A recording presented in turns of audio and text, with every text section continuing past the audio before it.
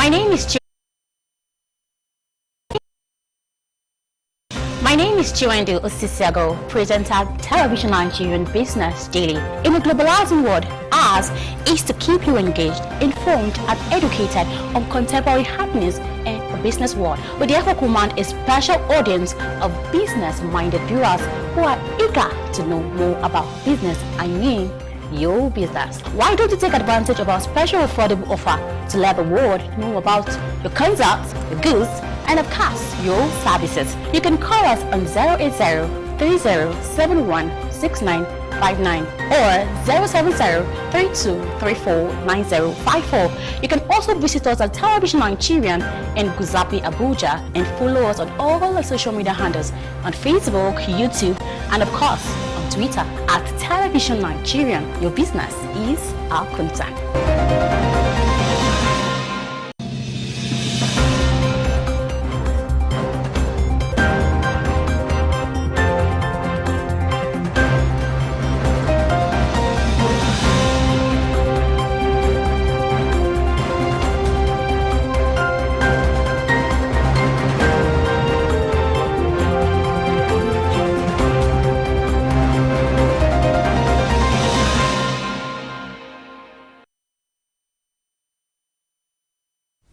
Africa is an important player in the world of oil production, with a total output share of over 12% and consumption in the threshold of 10%.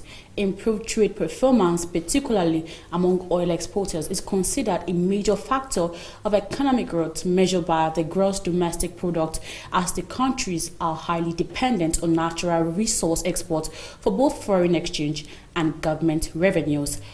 The Organization of the Petroleum Exporting Countries is concerned about the low demand for oil due to the global lockdown and the potential downward trend of oil prices below $30.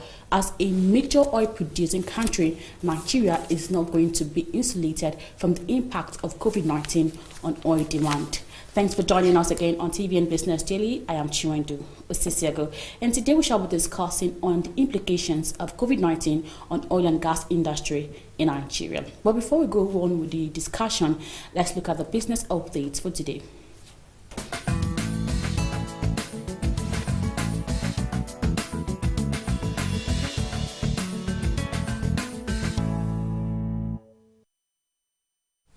Most fraudulent port operators have been forced out of business as the Nigerian National Petroleum Company emerged the sole supplier of imported fuel in recent years. The Depot and Petroleum Product Marketers Association of Nigeria has said. The chairman, and managing director, chief executive officer, Northwest Petroleum and Gas Company Limited, Winifred Akpani, said less than 30% of the operators were still in business. Akpani, who spoke during the Nigerian Petroleum Downstream Consultative Summit held online, said a lot of them are still in one problem or the other with banks and the Asset Management Corporation of Nigeria. According to Akpani, on the average, a depot costs between 3 billion naira to 5 billion naira. She says some of the operators who were able to make subsequent investment into retail, marine vessels and pipelines, among others, had been able to continue to operate. The private sector-led coalition against COVID-19 said it had donated health equipment worth millions of naira to a new isolation center established in Lokoja by the Kogi state government. COVID said the donation of the equipment was a joint initiative between the Central Bank of Nigeria and the leaderships of other private sector groups in the country.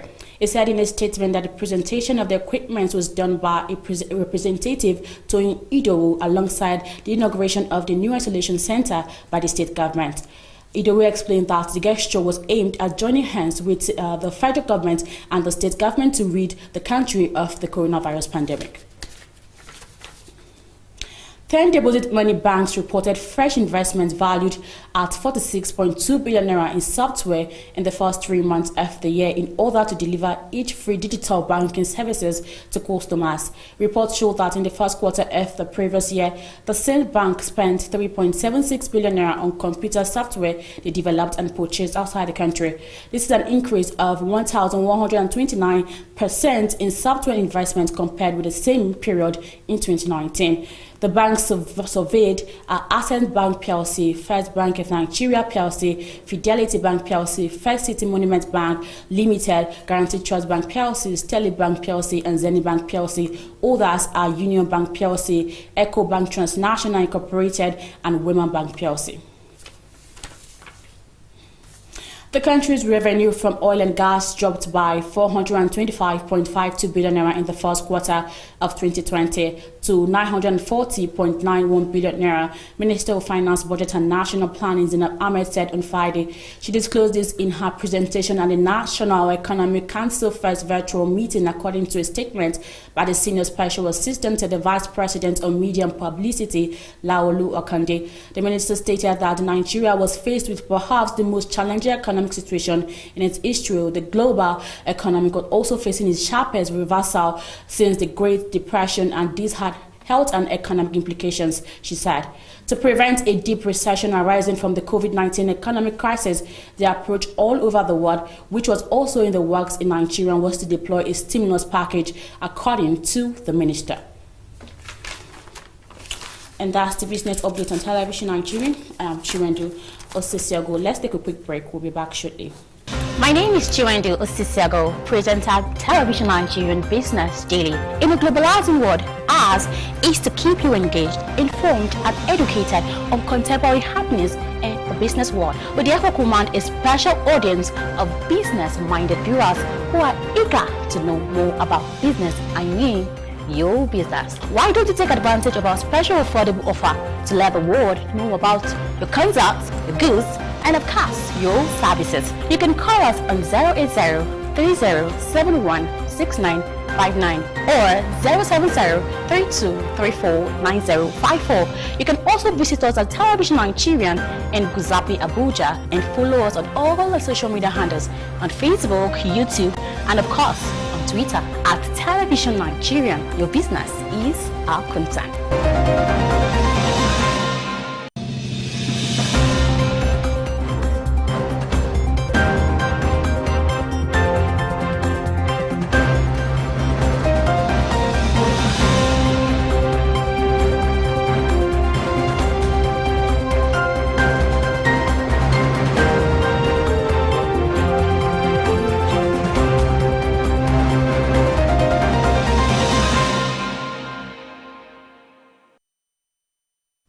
Thanks for joining us again, and in case you just joined us, it's TV and Business Daily. Like I said earlier, we shall be discussing on the implications of COVID-19 on oil and gas industry in Nigeria. My guest is here in the studio. He is a human capital developer, a capacity builder, and the national president of Yard Nigeria, Crude. Chris Roberto, welcome to TV and Business. Thank you, Chiwendu. You're welcome. Thank you. So how has this COVID-19, how do you think it has impacted the oil and gas industry now in Nigeria? Yeah, the effect on the oil and gas industry in Nigeria is very drastic. It's very terrible. Just as we know, it's the oil and gas industry is a global commodity industry. So definitely, when a crisis such as the pandemic hits up like that, definitely it's going to have it toll. So it has more effect even to the Nigerian economy because of how strategic the sector is to the Nigerian economy. So it has impacted it negatively? Very negatively. So what do you think is the implications? The implications of that is that it has two implications. One on the revenue, because we know that Nigeria is a nation that's about 90% of our exchange, our national revenue that we got from exportation comes from the crude oil industry. So when something such as the COVID-19 pandemic that has drastically dropped the demand of the crude oil in the international markets hits like that, the effect is going to be much, especially on the revenue, funding of Nigerian revenue and other internal factors that roams around the oil and gas interest. Okay, now let's speak on the drop of prices in oil, in crude oil. How do you think this will affect Nigeria as a whole, as a country?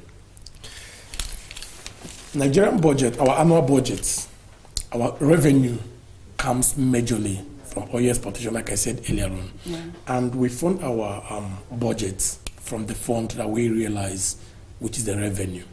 So as at January this year, even as at the time of passing the last budget, oil price was in the neighborhood of $69 or $72 per barrel.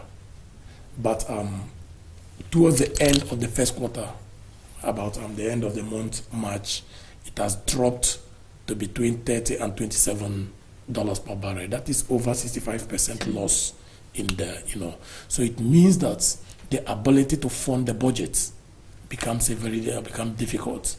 It becomes difficult. So the effect is a huge economic one to our people. Okay, now you've talked about the effect and the effect it has on the Nigerian economy. So what do you think is the alternative way out at the moment? The alternative way out at the moment might be a bit difficult. It means that we have to cut down. We have to cut down on prioritize the content of the budget, and begin to see the ones that could not be able to take an immediate course. Then maybe you have to cut down on that. Then secondly, and if I'm permitted to suggest, I think that some of the reasons that have to do with recurrent expenditure. I think most organizations, especially within the private sector, are cutting pay, are cutting expenditure to be able to suit the current the current stance of economic situation. I think that's what the Nigerian government also could do, so that whatsoever provision we have so far can only fund things that are very important, things that are fundamental and basic. Do you think this will have a negative impact on Nigerians when they cut down those expenditures? Definitely, there is no way the effect and the aftermath of the COVID-19, it affects every country, it affects every economy. Right. So I think Nigeria we are not different. We are not also peculiar to its effect. So we know that it affects everybody. So at that, we could only invest on things or make expenditures on things that are, very fundamental, things that are needed, not as we used to do before, because things cannot continue as it used to be. You're advising Nigerians to actually, to endure or be patient? Definitely. Oh, okay. Okay, now with the ease of the lockdown now, do you foresee any improvement in the industry? Yeah, with the ease of the lockdown, because in the first place, what crashed the price of the crude oil is the forces of demand and supply, because we know that the price of every commodity in the world is determined by the forces of demand and supply. Industrial activities, business activities, corporate things, and all over the world has dropped, and these are the people that consume these products. So if business return back to maybe gradually begins to pick up, demand will also pick up, and if demand pick up, price will pick up. So maybe as things pick up, but it wouldn't be as it used to be, because prior to the COVID, there's also been challenges around the oil markets, around the fluctuation around the crude oil market. So it's not going to be automatic, but it will be better than what it is now. So we can forecast reasonably that it will pick up, maybe gradually. So you talk about the challenges. What exactly are the challenges before and after the COVID-19? If we talk about the challenge, I want to limit the challenge, maybe look at it from the Nigerian perspective. We published an article in 2016 warning our people that crude oil might not remain the same as a world strategic product in the year, in 10 years to come. From then, that was around the year 2026. We didn't even know that something like this was coming up this early. Although this one is interim, it's short term, it's definitely going to change because it's caused by something. So if our situation changes, it will also upgrade. But there are also advancements that are hitting and attacking the demand for crude oil in the world market. One of them is solar development. Now you see that some vehicles, some automobile, even going to the aviation, are working towards flying on solar, moving towards the solar tech. Some of them are moving towards electric cars. These are the industries that demand more of this, more of the crude oil products for their operations. Now, if industries move towards solar-powered systems, those ones, the demand for the crude there drops also. So at a time, we'll get to a point where we'll do our explorations, but we cannot be able to sell, or the demand in the global market will not be competitive enough to drive the economy. So at that point, economic diversification, like this current administration have been preaching, becomes not just necessary, but imperative, very imperative. All right, now you've talked about the challenges oil industry actually faces. So what do you think exactly is the role of the government in helping this industry in Nigeria? What the government can do at the moment is just like you see what is happening with OPEC, what OPEC is doing, trying their best to see how they can be able to regulate it. How do they regulate it? They cut production. Because if production goes down, then the demand will match up a bit with supply, price comes up. So what the government can do at this point is to lessen the burden on the oil and gas industry by activating other sectors of the economy, which is also the economic diversification we're talking about. And it shouldn't just be a paper, a pen, and media, something. Let's have some things active on ground. Let's have some things that are visible. What other sectors?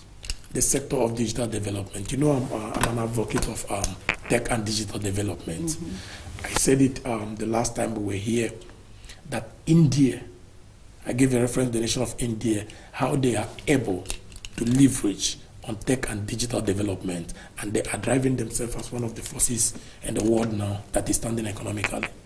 I told you that India generated $181.4 billion in the year 2018 from IT, that's information technology, and IT enhanced services. That was the same year that Nigeria managed to come up with $24 billion in our total revenue from oil exportation. So Nigeria can live. Our people are very smart. Nigerians are very, very smart if it comes to ability to pick up things. If the infrastructure is being laid on ground, this foundation are being laid for our people, give them the enabling instrument, you see what our people can do. Our people can do. So we can go towards digital development, go towards tech skills, produce, consume locally, and export also. Now, the part of the news that have to do with the banks, that's the financial houses, going more into software development. That has at last year, by this time last year, maybe March and April last year, they were giving the neighborhood of 3-point-something billion in software, but today is in the excess of 10-point-something. They had over 900-something percent increment in that, and that's the reason why I told you that this thing came up. Certain industries didn't have much of the effect. The banking, because they were already positioned digitally, and the telecom sector, because they are the one that drive digital, advancement. So in fact, right now, the IT sector, the telecom sector companies now are making more money now than other times. That's the advantage. So if Nigeria is diversified, you begin to look towards digital. What about the agricultural sector? Yes, agricultural sector is good. Okay. Yes, it's a basic, because it can be able, it's talking about food security, you're talking about maybe processing, industrial system, but it's not just agriculture to produce and sell food produce. We should also go into food processing and what is called the agricultural value chain. At that point, you need to get it mechanized. And when you talk about mechanized agriculture, tech has come in also. So that is that. I think it's also basic. And unlike the digital side of it, a lot have been said, or a lot seems to be done around the agro sector. Then on that sector, Nigeria can leverage on looking at our population is post-development. I have an article that presents that about, according to the Nigerian demographic, that's Nigerian Demographic Council, that said that the population is about 203-point-something million Nigerians. 62.28% of it fall below the ages of 25. So you can see that we are a very youthful, we have a very youth population. That's numbering about 126-point-something million people are below the ages of 25 years. So how do we get these people activated? Sports is one other sector that helps. It's if you go to nations like the UK, they don't produce much. They are not so much into a lot. But sports has taken a key role that get their people so much employed. So much employed. They have a lot of things. They have a lot of, and it brings revenue. And people didn't know that a fight our brother Anthony Joshua had in Saudi Arabia, that he had with the Mexican counterpart, Ruiz, the other time. After that, this thing, he earned a translation of about 34 point something billion naira, the worth of that this thing. And almost 40% of the total money he gained from it went to the UK government as revenue, as tax and revenue. Why? Because they developed him. That is called human capital revenue, because they have developed him. When you develop your people, that's human capital development. What you earn through such people is human capital revenue, and that is what Nigeria should be leveraging on now, other than natural resources. Okay, thank you. Let's just go on a quick break, and then when we return, we'll focus more on small businesses, how the COVID-19 has affected small businesses. So stay with us. We'll be right back. My name is Chiwendu Osisiago, presenter Television Nigerian Business Daily. In a globalizing world, ours is to keep you engaged, informed, and educated on contemporary happenings in the business world. We therefore command a special audience of business-minded viewers who are eager to know more about business. I mean, your business. Why don't you take advantage of our special affordable offer to let the world know about your concepts, your goods, and of course, your services? You can call us on 080-3071-6959 or 070-3234-9054. You can also visit us at Television Nigerian in Guzapi, Abuja, and follow us on all the social media handles on Facebook, YouTube, and of course, on Twitter at Television Nigerian. Your business is our concern.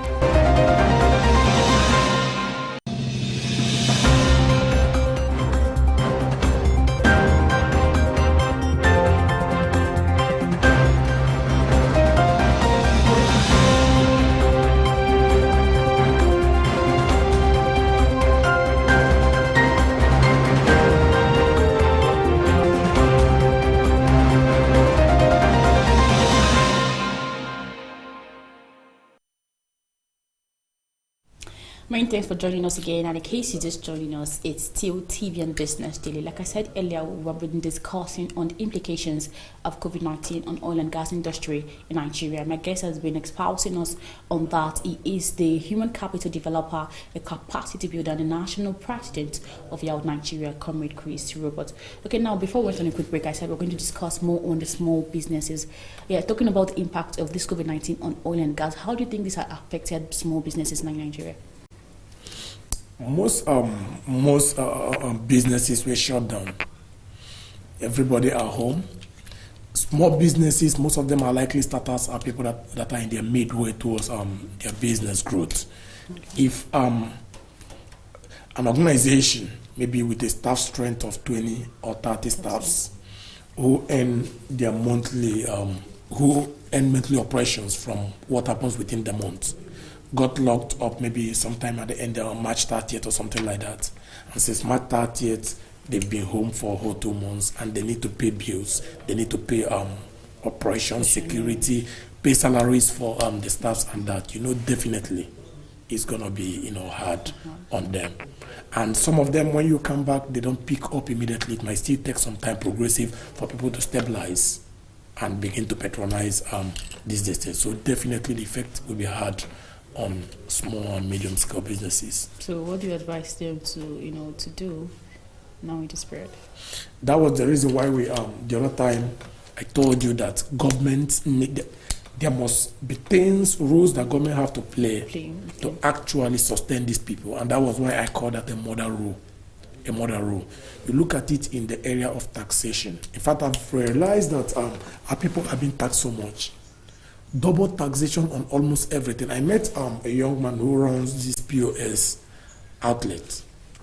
So I wanted to know what his experience was.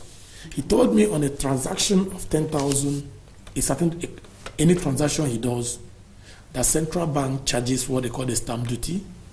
The platform, maybe like some of these platforms that they use to do this transaction, charges for the service, and the bank charges for withdrawal. So you are paying 3 different bills on the same thing.